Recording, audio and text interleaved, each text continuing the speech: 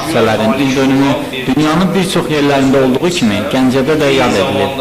Azərbaycan Gənc Liderlər Asosiasiyasının ofisində Doktor Qadri ilə Gələcəyin Səsi təşkilatları birgə seminar keçiriblər. Biz ümumiyyətlə bugünkü seminar keçirmək fikrimiz yox idi. Müəyyən səbəblərə görə bu seminar keçiriləsi oldu. Birincisi odur ki, biz biraz sorğu apardı. Yeni yetmələr əksər halda və bizim cavanlar, bizim gənclər istədilər öz fikirlərini bildirərlər və bir analiz kimi eləyək. Bu seminarda şəhərin digər gənclər təşkilatlarının nümayəndələri də iştirak edirdi. Ümumilikdə tədbirə 20-yə yaxın gənc qatıldı.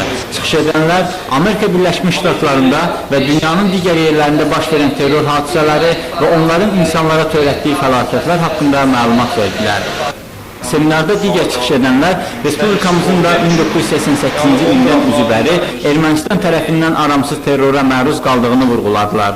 İştirakçılar onu da qeyd etdilər ki, ölkəmizdə törədilən terror aktlarının müxtəlif media vasitəsilə, xüsusilə də internetlə dünya ictimaiyyətinə çatdırılmasında gənclər xüsusilə faal iştirak etməlidirlər. Vüsal Məmmədov, Vaqil İbrahim Xəlil, Xəbər Plus.